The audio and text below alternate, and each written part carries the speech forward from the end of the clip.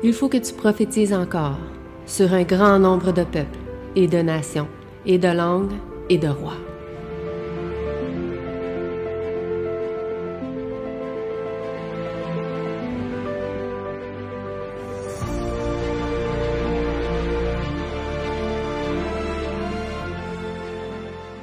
Bonjour à tous et à chacun, bon sabbat à chacun de vous. Donc aujourd'hui, nous allons... Oups, j'ai oublié de changer le titre. Non, c'est pas grave. Aujourd'hui, nous allons continuer notre révision de l'école du sabbat. Nous allons parler aujourd'hui de cette leçon qui portait le titre « Jésus, notre exemple ». Non pas le peuple élu, ça c'est la semaine dernière. Donc, nous allons terminer le chapitre 2 aujourd'hui de la première épître de Pierre. Et ce chapitre-là se terminera donc sur la vie de Jésus-Christ, sur l'exemple qu'il nous a laissé, son sacrifice sur la croix, etc. Nous allons donc discuter ensemble là-dessus pour voir qu'est-ce qu'il y en est. Bien sûr, avant de commencer, nous allons prier ensemble.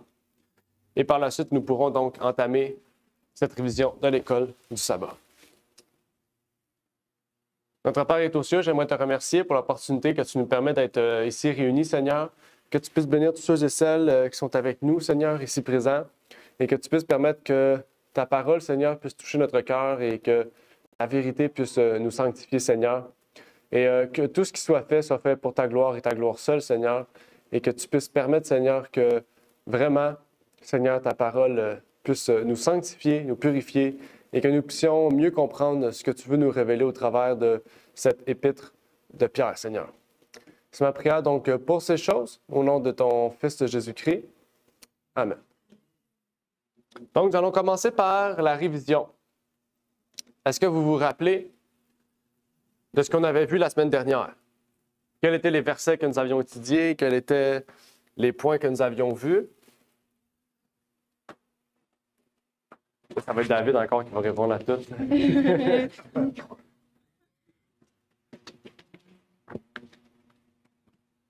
Qu'est-ce qu'on avait vu la semaine dernière? C'était quoi le titre de la leçon, les versets de la leçon?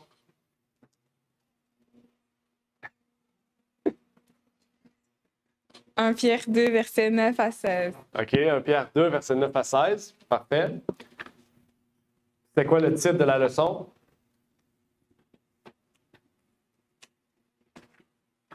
Le peuple élu. Le peuple élu, exactement. Et c'était quoi le but de Dieu d'avoir choisi un peuple? On avait vu dans la leçon, quel était le but de Dieu, le grand objectif de Dieu d'avoir un peuple sur la terre? C'était quoi son rôle, son but? Pour avancer son royaume. Exactement, oui, pour avancer son royaume, pour se former un peuple. On avait vu 4 termes. C'est quoi les 4 termes qu'on avait vus déjà? Race, sacerdoce royal. Ouais. David avait tout nommé la semaine dernière. Ben, c'est pas obligé d'être lui, là, mais... Ouais, je sais. Il y avait sacerdoce royal, après. La race élue. Race élue. Nation sainte. Yolène? Peuple acquis, exactement, les 4. Exactement, vous avez nommé les 4. C'est les 4 termes qu'on avait vus. Exactement, on avait vu que ces 4 termes-là, justement, représentaient le fait que Dieu voulait qu'un peuple le représente sur terre, il voulait qu'un peuple le glorifie sur terre et qu'il soit un témoignage. Et exactement, il voulait que ce peuple soit un témoignage, soit un exemple pour les autres nations de ce monde. C'est pour ça Jacques, par exemple, appelait les 12 nations, il l'appelait les 12 tribus d'Israël dispersées. Ce n'est pas parce que c'était des Juifs nécessairement, mais c'est parce que tous ceux qui sont rattachés à Dieu sont appelés, race élue, sont appelés le peuple d'Israël. Okay? Ils viennent de la nation, de la souche d'Abraham, okay? La promesse d'Abraham. Et on avait vu une dernière partie, c'était les devoirs. On avait vu les devoirs civils. C'était quoi leur attitude à l'égard des lois civiles, à l'égard des gouvernements, à l'égard de tous les autres royaumes sous la tutelle? C'était quoi Qu'est-ce qu'on avait vu de Pierre qui expliquait là-dessus? Le lien qu'on doit entretenir entre les gouvernements et nous-mêmes, les lois civiles et nous-mêmes. Et qu'on devait les respecter. On devait les respecter, exactement. Mais tant et aussi longtemps que la limite vraiment du gouvernement n'allait pas contre celle de Dieu. Mm-hmm. Exactement. Tant que ces lois ne sont pas contre ce que Dieu nous a donné, Effectivement. Est-ce qu'il y avait d'autres choses qu'on avait vues dans la leçon? C'était à peu près pas mal ce qu'on avait vu, là. C'était un résumé. OK? Donc là, on va continuer avec les deux prochains versets, versets 17 et 18. Le verset 17 et 18 de 1 Pierre 2 parlait des devoirs variés. OK? Pierre continue dans la lignée qui avait débuté la semaine dernière. On avait débuté la semaine dernière les devoirs civils. Je pense que c'était le titre que c'était. Là, on va parler des devoirs variés. Il y avait 4 points, encore une fois, que Pierre nous partageait. 4 points de devoirs variés qu'on devait observer dans la société. On pourrait dire, dans la société qu'on est en tant que chrétien, c'est quoi les 4 devoirs que Pierre partageait? Les 4 points. Il y avait 4 points dans le verset 17 et 18 de 1 Pierre 2. Il y avait 4 points que Pierre a parlé. 4 autres. Honorer tous les hommes. Oui, rendez honneur à tous. Aimer les frères. Aimez tous les frères, exactement. Il en reste 2. Craignez Dieu. Il en reste un. Honorer les gouverneurs. Oui, honorer le roi. Selon la version, c'est vrai. Honorer le roi ou honorer les gouverneurs. C'est vrai. Selon les versions, ça change. Moi, c'est honorer le roi que j'avais. Bon, là, ces 4 points-là, on les a, mais qu'est-ce que ça veut dire? C'est honorer le roi, rendez honneur à tous, aimer tous les frères, craignez Dieu. Il y a certains qu'on peut connaître parce qu'on a déjà étudié la Bible, tu sais. On a étudié récemment le message du premier ange, on a vu craigner Dieu et lui donner gloire. Donc, on sait un peu ce que veut dire craindre Dieu. OK? C'est pas avoir peur de Dieu. On va le voir dans quelques instants parce que c'est justement la prochaine question. Qu'est-ce que ça veut dire? Ces 4 termes-là veulent dire quoi? Qu'est-ce que ça veut dire? Et à travers les temps, OK? Par exemple, si on serait à l'époque de Pierre, puis maintenant qu'on est, la signification des mots, ils changent des fois. OK? Les hommes aiment des fois changer la signification des mots. Par exemple, en grec, ça peut signifier d'autres choses qu'en français ou d'autres langues. OK? Donc, on va aller étudier vraiment la langue d'origine que la Bible a été écrite, donc le grec. OK? Ça va nous permettre de bien comprendre la signification des mots. OK? Pour bien voir c'est quoi le sens que Pierre veut nous apporter. OK? Donc, on va voir les 4 points. Le premier point, c'était « Rendez honneur à tous ». Qu'est-ce que ça veut dire « Rendez honneur à tous » Parce que souvent, quand on dit honneur, c'est l'honneur, c'est comme presque une fierté. L'honneur, c'est quelque chose qui est honorable, quelque chose de grand, c'est quelque chose qui est élevé. Mais d'après vous, qu'est-ce que ça veut dire, là, rendez honneur à tous? Respecter, exactement, c'est exactement ça. Traiter avec respect et avoir de l'égard envers tous les êtres humains. OK? Traiter avec respect et avoir de l'égard envers tous les êtres humains. Ça, c'est un mot important. OK? Donc, Dieu, il marque ici qu'il n'y a pas de distinction entre les hommes. OK? C'est tout le contraire aujourd'hui. On fait une distinction entre le groupe social, ça veut dire riche ou pauvre ou moyen. On fait une distinction envers les races, blanches, asiatiques, noires, etc. On crée une sorte de racisme. Okay? On a étudié récemment le racisme, d'où ça vient, puis on a étudié tout ça. Mais ici, il dit traiter avec respect et avoir de l'égard envers tout être humain. Il n'y a pas de distinction. Okay? Le deuxième point, c'est aimer tous les frères. Ça, c'est important. On doit rendre honneur à tous. Donc, ça inclut les frères et sœurs de l'Église. Okay? Mais il rajoute une couche pour les frères de l'Église. Okay? Dans l'Église, on ne doit pas juste rendre honneur à tous les frères et sœurs, comme à l'extérieur, mais on doit aimer les frères et sœurs dans l'Église. Pourquoi il spécifie ici la distinction entre aimer les frères et sœurs dans l'Église? Mais là, il ne spécifie pas ceux du dehors. Ça veut dire qu'on ne doit pas les aimer? C'est quoi ça veut dire? Dans quel sens on peut comprendre ça? Parce qu'il marque une distinction aussi. Là. Il dit « rendez honneur à tous ». Après ça, il dit « aimez les frères et sœurs ». Tous les frères et sœurs. Ou tous les frères, mais on sait que le mot « frère », ça englobe frères et sœurs. C'est pas spécifique, c'est juste que le masculin l'emporte. Qu'est-ce qu'il veut dire, Pierre, ici, par « aimer tous les frères ».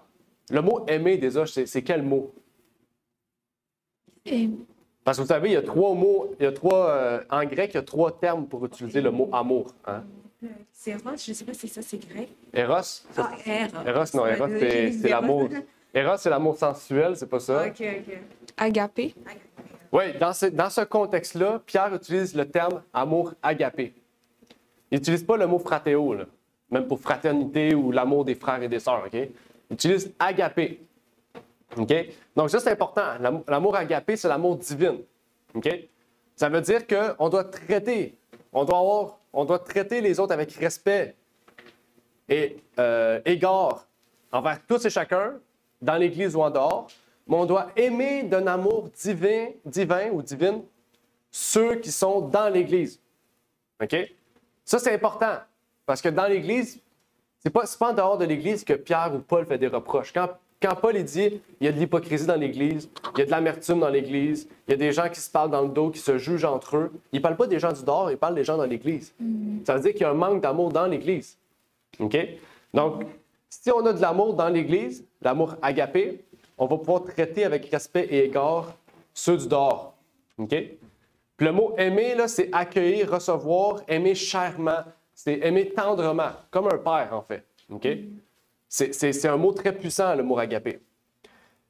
Par la suite, on a le mot craindre Dieu. Est-ce que vous vous rappelez ce que le mot craindre veut dire ici?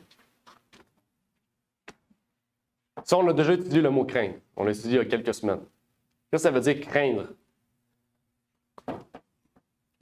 C'est de même pour honorer, c'est avoir un respect et avoir une sorte de solennité envers Dieu. OK. Je sais pas si Est-ce qu'il y a une personne qui aimerait intervenir? Qui dit mieux? Craindre, je pense que ça veut dire d'observer sa loi. OK. Observer sa loi. La crainte, c'est le respect de Dieu. C'est aussi la haine du mal. La crainte de Dieu, c'est la haine du mal dans Proverbe. Proverbe 8, je pense.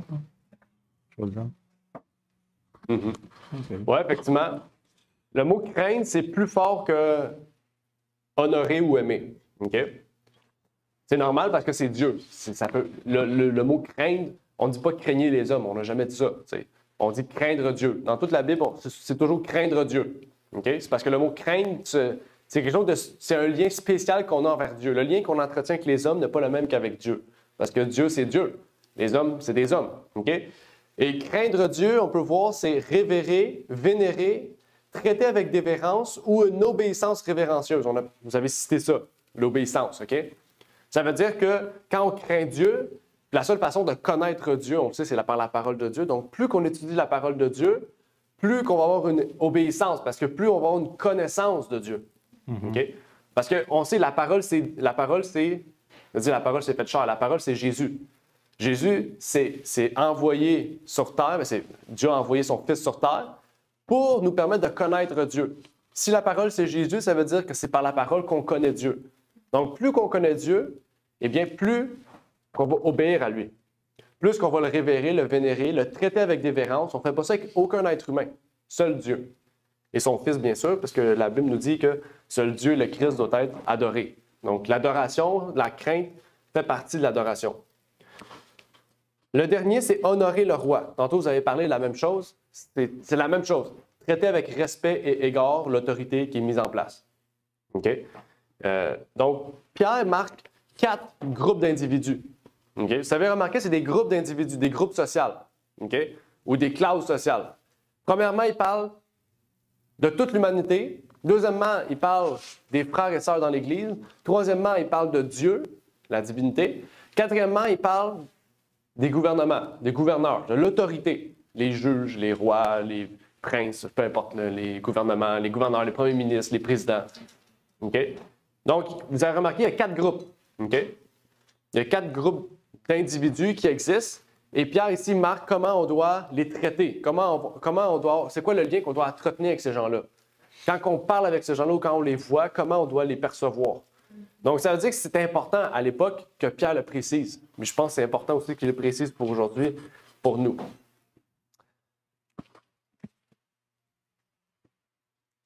J'aimerais lire un texte dans Romains 14, verset 1. Il nous dit, « Quant à celui qui est faible dans la foi, accueillez-le avec bonté, sans discussion d'opinion. » Pourquoi on parle de ça? C'est parce que Pierre en a parlé de ça. Il a parlé des opinions. Okay? Il a parlé de ça dans son épître, au verset 18 et 19. Et c'est quelque chose d'important parce que en tant qu'humain, on a la tendance à vouloir discuter de nos opinions. Okay? C'est normal, c'est correct de discuter, c'est le but. Hein? Dieu nous a dit, il nous a créés libres, il nous a créés avec la libre arbitre. Ça veut dire qu'on a la liberté de pouvoir réfléchir, de penser, de prendre des décisions, puis de subir les conséquences, qu'elles soient positives ou négatives. C'est Dieu qui a créé ça, qui a mis ça en place. Okay?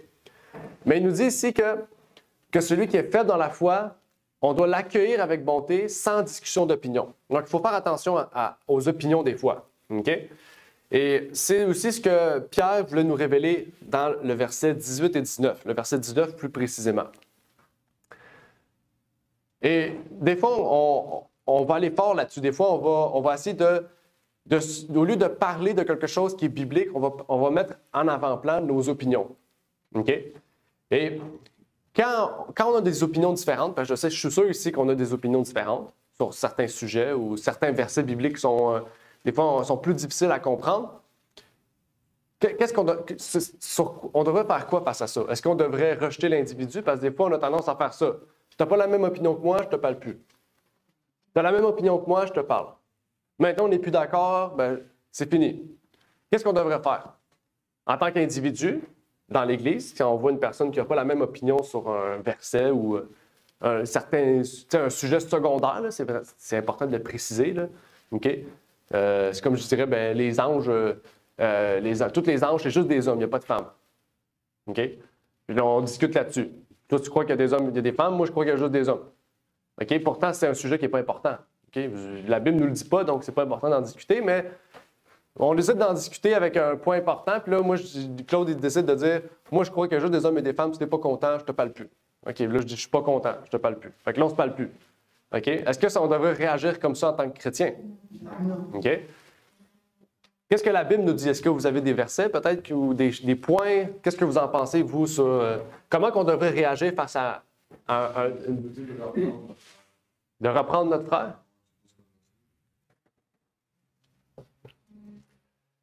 Il y a Timothée 5 qui en parle. Corrigez votre frère. Comme Claude dit sur le site du critique. OK, oui. Effectivement. Il fait raisonner, oui. Important, oui. Parce que ici, c'est ça qu'il dit. Il dit, quant à celui qui est faible dans la foi, accueillez-le avec bonté. Romains 14, verset 1. Désolé pour ceux qui sont avec nous sur Google Meet. Là, on a un problème. Je ne sais pas pourquoi l'écran n'affiche pas. Je ne sais pas. Mais c'est Romains 14, verset 1. Il dit de ne pas discuter d'opinion dans celui qui est faible dans la foi. Un nouveau converti ou quelqu'un qui est nouveau dans la foi, on ne doit pas partager nos opinions. Okay? Le but, ce n'est pas de dire voici ce que je crois, puis tu crois ce que je crois. Non, c'est la parole de Dieu. Okay? Il faut l'amener vers la parole de Dieu. Okay? Puis Paul, il continue un peu plus loin. Romains 14, versets 10 à 13. Regardez ce que Paul nous dit. « Mais toi, pourquoi juges-tu ton frère? Ou toi, pourquoi méprises-tu ton frère? Puisque nous comparaîtrons tous devant le tribunal de Christ, car il est écrit, « Je suis vivant, dit le Seigneur, tout genou fléchira devant moi et toute langue donnera gloire à Dieu. C'est pourquoi chacun de nous rendra compte à Dieu pour lui-même. Ne nous juge donc plus les uns les autres, mais jugez plutôt qu'il ne faut donner aucune occasion de chute ni aucun scandale à son frère. » Okay? Donc, Satan prend plaisir dans ces choses-là.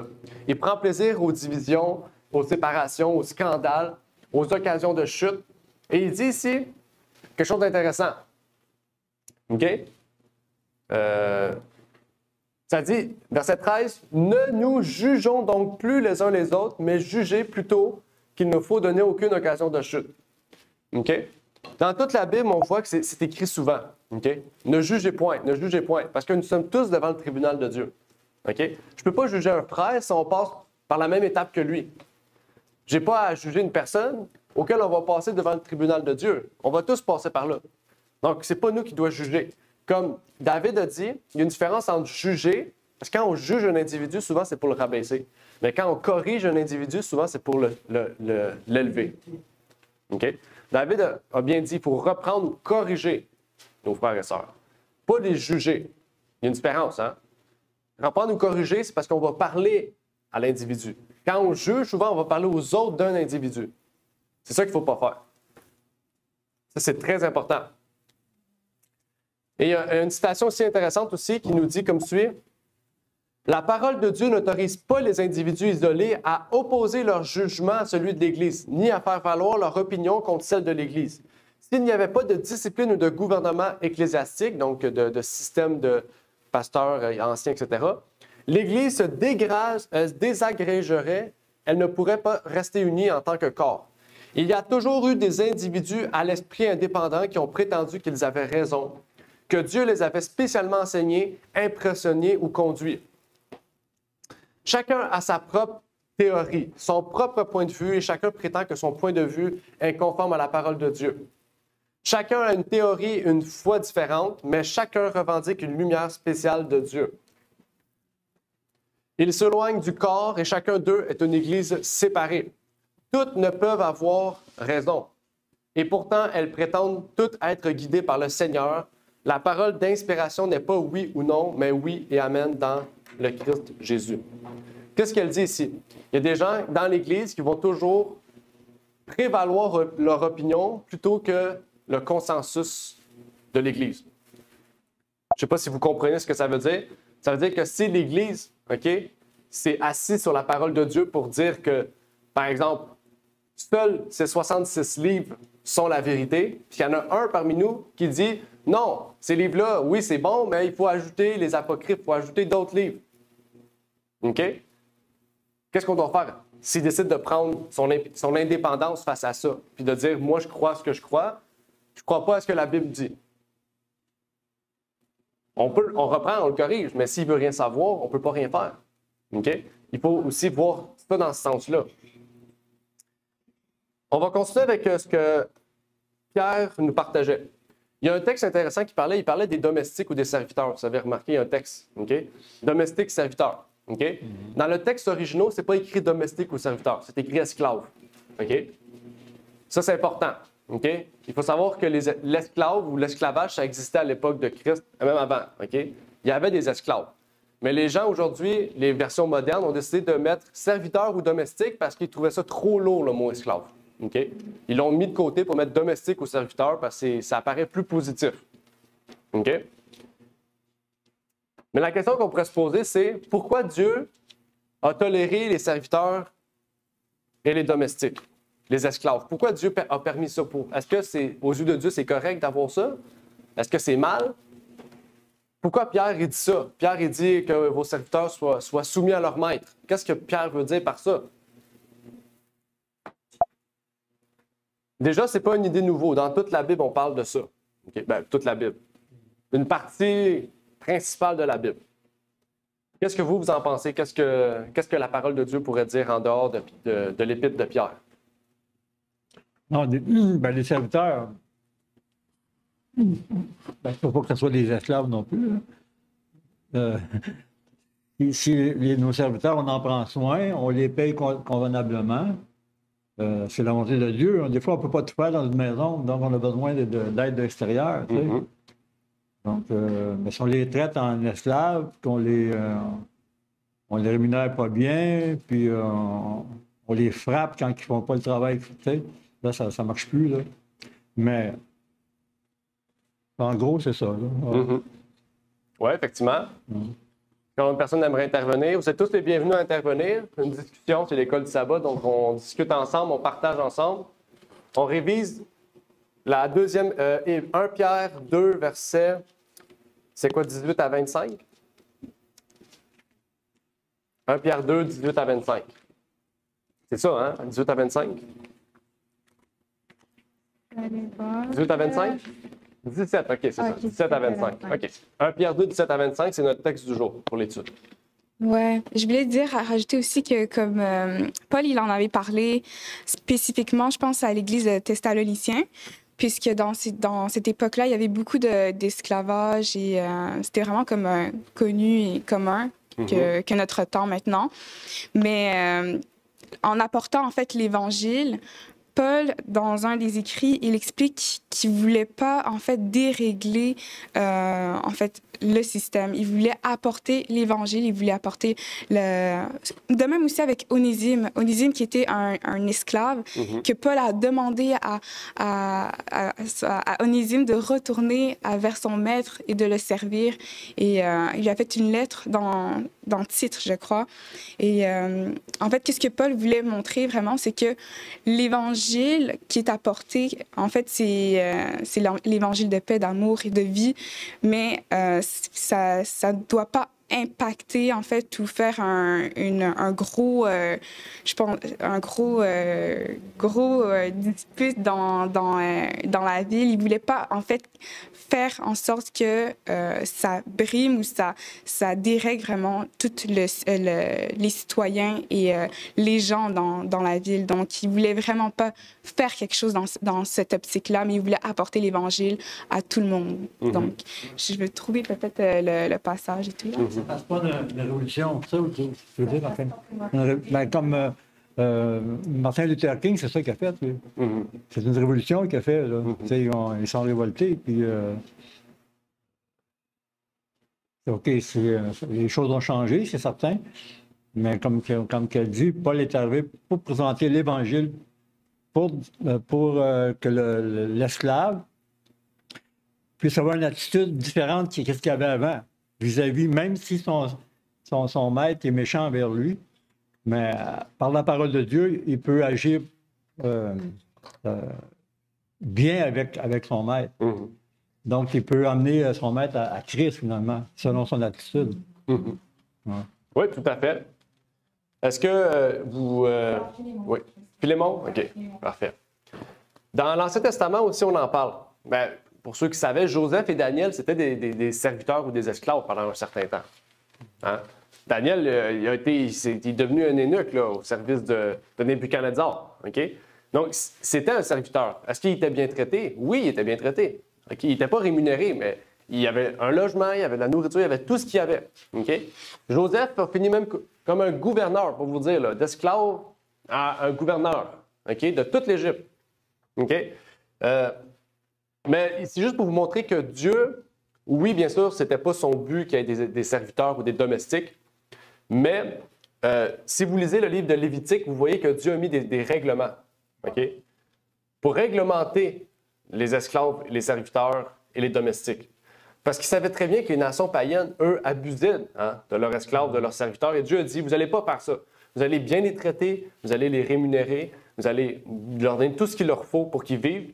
Et même après 7 ans, vous allez les rendre, j'ai oublié le mot libres. Vous allez les rendre libres, affranchis, exactement, pour qu'ils puissent eux-mêmes fonder une famille, puis etc. Dieu avait mis vraiment des statuts, des préceptes pour le peuple d'Israël, pour qu'ils puissent être bien traités. Et Paul reprend ces mêmes statuts pour dire, maintenant que vous devenez chrétiens, faites la même chose. OK? Que les serviteurs honorent leur maître, mais que leur maître traite bien leurs serviteurs. Puis Pierre, il relève encore cette idée-là. OK?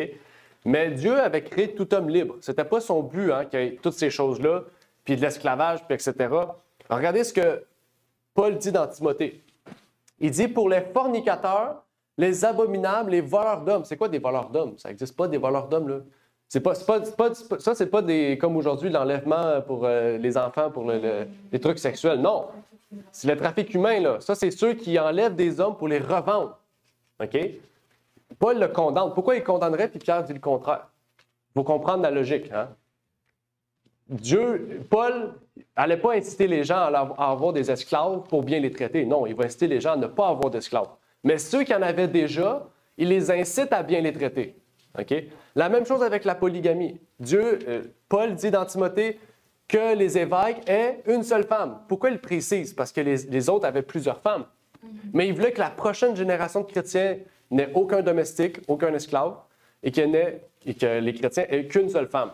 Okay? Donc, c'est vraiment important. Okay? Qu'il dit ici que tout ce qui est contraire à la sainte doctrine, okay, il y en a d'autres, mais la fornication, les abominations, les voleurs d'hommes, les menteurs, les parjures font partie de ceux qui sont contre la parole de Dieu. Okay? Donc, pour ceux qui ont utilisé la parole de Dieu pour dire que l'esclavage est biblique, c'est faux, okay? Parce que Paul dit le contraire là. Puis Paul incite les maîtres à bien traiter le serviteur et les serviteurs à obéir à leur maître. OK? Mais ce n'est pas tout le but de cette leçon. On ne va pas parler juste de ça, parce qu'il nous reste la deuxième partie de la leçon, qui portait le titre « La souffrance patiente ». Là, on va parler de Jésus-Christ. Parce que Pierre, il veut montrer l'exemple que tout ce que je vous ai cité plus tôt, c'est parce que moi-même, je suis ce que le Christ a vécu. Je suis la vie du Christ. OK? Et Pierre, ici, il soulève le fait que, oui, ce que nous croyons va nous amener l'affliction du monde, va nous amener la persécution, mais même si le monde nous haït, devant Dieu, on va avoir une bonne conscience. Et là, c'est un choix à chacun. Est-ce que vous voulez avoir une bonne conscience devant les hommes ou devant Dieu? Parce que c'est un choix. Dieu nous a créés libres. Vous avez le droit, si vous sortez dehors et que les gens se moquent de vous, de dire je ne veux pas qu'on me moque de moi, je vais suivre ce qu'ils veulent. Ou de dire c'est pas grave ce qu'eux font. J'aime mieux qu'eux se moquent de moi que Dieu se moque de moi. J'aime mieux faire ça. Est-ce que vous connaissez des motifs de persécution, par exemple? Pour vous, selon vous, qu'est-ce que nous croyons qui serait un motif de persécution? C'est la prochaine question. Croire en Jésus-Christ. OK, croire en Jésus-Christ. Mais ici, pourtant, on croit en Jésus, puis on est libre, regarde, on a un local, on a tout. Un autre point aussi que j'ai entendu que ça fait vraiment beaucoup de revirements, c'est la soumission que la femme doit être soumise. Maintenant, en 2024, c'est comme, oh non, c'est comme avec le anti-féministe. Ouais. OK. Quoi d'autre?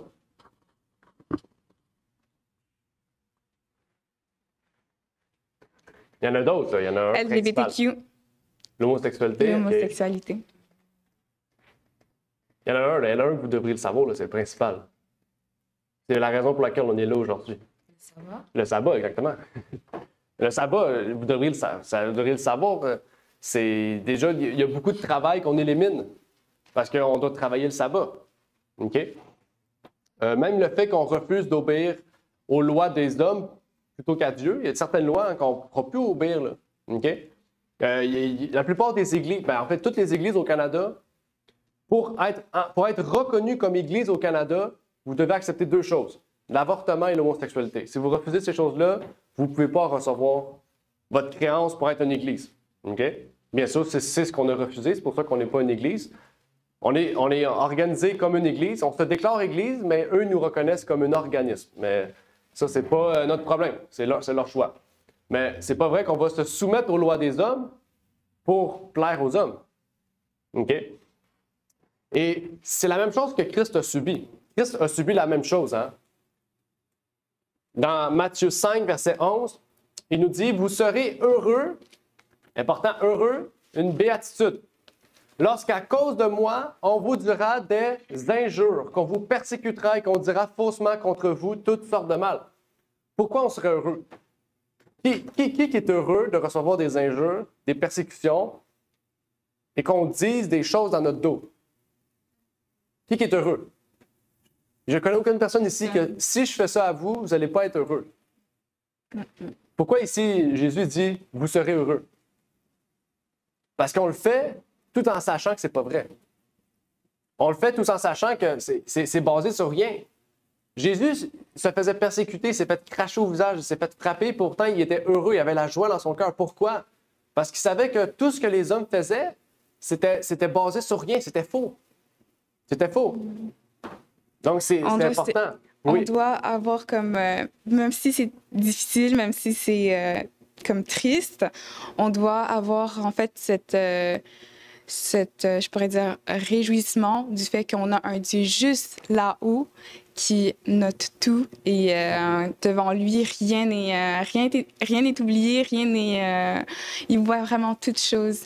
Mais aussi dans notre cœur aussi, on doit aussi avoir une compassion envers les autres qui font ça en ayant vraiment comme le désir que eux ils connaissent Jésus-Christ, qu'ils connaissent vraiment cette joie. Parce qu'ils font des choses sans connaître vraiment Dieu. Donc, comme la parole que Étienne avait prononcée, qui avait aussi, en fait, que Jésus-Christ aussi a répété, « Père, pardonne-leur, ils ne savent pas ce qu'ils font. » Donc, nous-mêmes, on devrait avoir les mêmes sentiments de savoir qu'ils ne savent pas vraiment qu'est-ce qu'ils font, mais qu'ils puissent, en fait, comprendre, qu'ils puissent te connaître, qu'ils puissent connaître Dieu. Effectivement.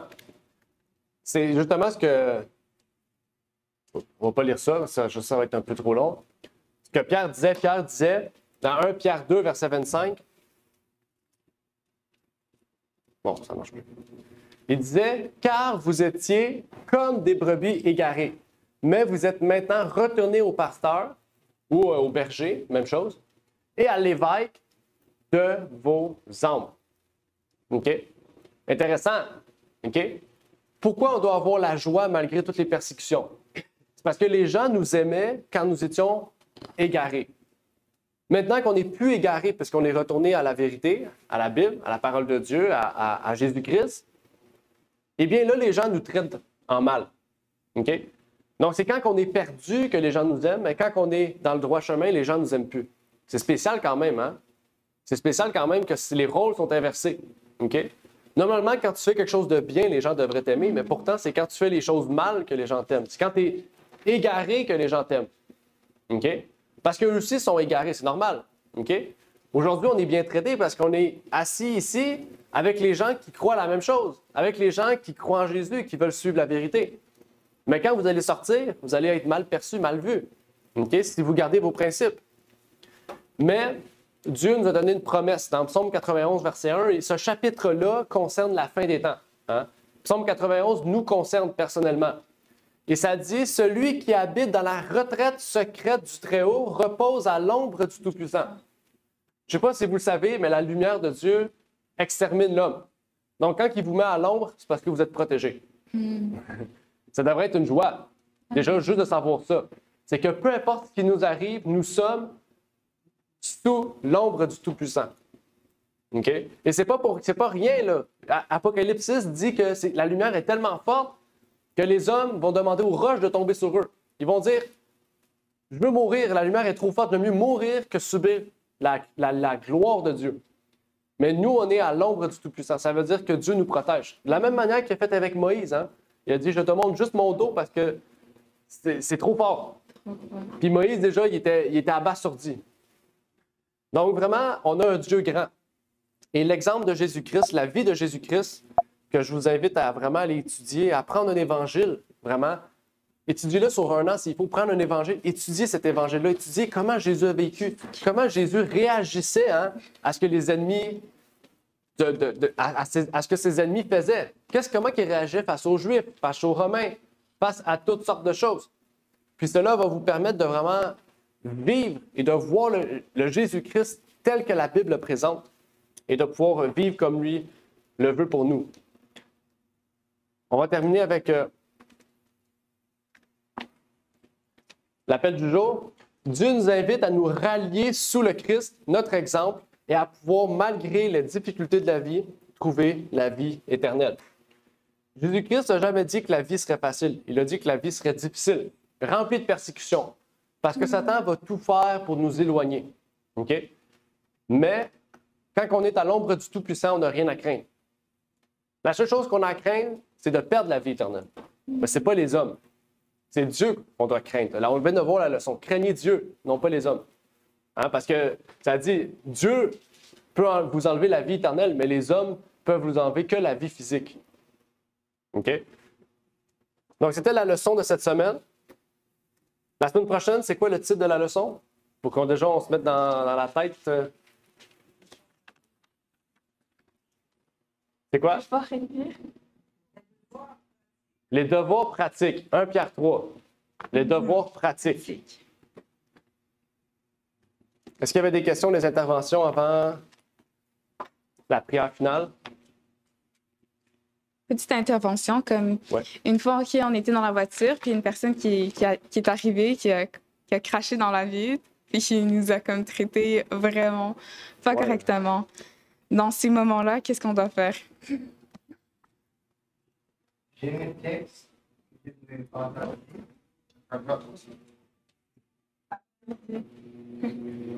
Ah, j'ai peur. Un texte biblique que j'aimerais partager Oui. qui éclaire un peu la leçon, c'est Romains chapitre 12, verset 2. Ne vous conformez pas au siècle présent, mais soyez transformés par le renouvellement de l'intelligence, afin que vous discerniez quelle est la volonté de Dieu, ce qui est bon, agréable et parfait. Mais quand Paul parle de ce siècle présent, il veut parler du système de ce monde dans lequel nous vivons, de ne pas se conformer à ce système de gouvernement ou bien de gouvernance de ce monde. Les mots que Paul utilisait, c'est les mots gouvernement, c'est cosmos, qui veut dire monde. Cela veut dire le monde a des choses contraires à la volonté de Dieu. Peut-être on est surpris d'entendre que soit le gouvernement du Canada, même l'ONU demande d'accepter l'homosexualité et l'avortement pour que notre Église soit reconnue. C'est ce que le monde prône maintenant. C'est de nouvelles valeurs. On appelle ça, et c'est ça les nouvelles valeurs. Les anciennes valeurs ont tendance à disparaître maintenant. Ça que nous te connaissons, par exemple, ce que nous connaissons, et une famille est composée du père, de la mère, des enfants. C'était deux hommes, un homme, une femme. Ce n'est pas ça maintenant.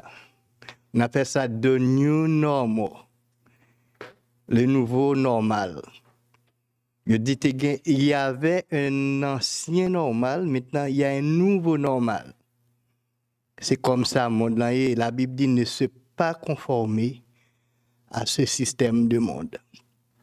On ne devait même pas avancer notre opinion quand on nous demande qu'est-ce qu'on pense du mariage des gens de même sexe. Nous devons dire que nous n'avons pas d'opinion sur ça.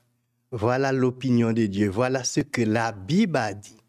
Notre opinion est celle de Dieu. Le chrétien ne devait pas avancer leur propre opinion sur ce que Dieu a dit. Nous n'avons pas cette autorité. Donc, ne se conforme pas, c'est ce que Paul nous a dit, à ce système de gouvernement de ce monde. Car nous sommes des dieux, mais le monde entier est sous la puissance du malin. Nous faisons partie d'un gouvernement à l'intérieur du gouvernement de ce monde. Et Olivier vient de parler que Dieu veut avoir un peuple sur la terre pour faire avancer son royaume. Donc c'est le royaume de Dieu à l'intérieur du cosmos, le gouvernement de ce monde. Donc si nous faisons partie du royaume de Dieu, notre opinion doit être celle de Dieu. C'est pourquoi Dieu est un roi. Dans un royaume, le roi fait la parole du roi fait la loi. C'est une seule autorité dans un royaume. C'est le roi. Le roi ne gouverne pas avec des subalternes, c'est lui qui gouverne. C'est pourquoi ceux qui acceptent Dieu, qui acceptent son royaume, qui acceptent d'être citoyens de son royaume, d'être son peuple, ils n'ont pas d'opinion à commenter en ce qui concerne la loi de Dieu. Donc, c'est pourquoi nous devenons sages quand nous suivons la parole de Dieu. Donc, ne se conforme pas, même si on doit mourir, nous devons mourir avec cet honneur. Nous n'allons pas nous conformer, comme Daniel a dit. Et Daniel priait chaque jour, il continuait à prier, même si il doit aller dans la fosse aux lions. Les 3 jeunes Hébreux disent, nous n'avons pas d'opinion au roi. Sache au roi que nous ne respectons pas ton édit, que nous ne servons pas tes dieux. Même si nous devons mourir, Dieu peut nous protéger et s'il ne nous protège pas, sache, au roi, c'est couler dans le béton. Nous n'allons pas obéir à tes lois. Alors, c'est ce que Dieu veut, que les chrétiens ne se conforment pas à ce système de gouvernement, parce que notre gouvernement est dans le ciel. Amen. Merci, Renard. Cette intervention, très intéressante. Donc, on va terminer avec cette intervention-là, de la part de notre frère Renard. On va terminer par une courte prière. Notre Père qui est aux cieux, j'aimerais te remercier pour l'opportunité que tu nous permets de discuter de ce sujet avec l'école Sabbat. Que tu puisses bénir tous ceux et celles, Seigneur, qui font cette école Sabbat, permettent vraiment, ces leçons puissent nous permettre de mieux comprendre cette épître de Pierre, Seigneur, qui nous révèle tant de choses depuis plusieurs semaines, Seigneur, et qui continuera à le faire. Que tu puisses ouvrir notre esprit, Seigneur, pour que nous puissions contempler ta parole, que nous pouvons suivre ta parole, mettre nos opinions de côté, mettre tout ce qui pourrait nous séparer, Seigneur, de la fraternité de l'Église, qui nous détournerait de la crainte que nous avons envers toi, Seigneur, et que tu puisses, Seigneur, permettre que ton esprit puisse travailler en chacun de nous, Seigneur, selon ton désir. Et c'est ma prière pour ces choses au nom de ton Fils Jésus-Christ. Amen. Amen. Merci d'avoir écouté cette vidéo. Si vous désirez rejoindre l'œuvre au Québec, veuillez nous contacter par email à asjh1889 de Terrebonne @gmail.com et via Facebook à @asjh1889 de Terrebonne. Merci à vous et que Dieu vous bénisse.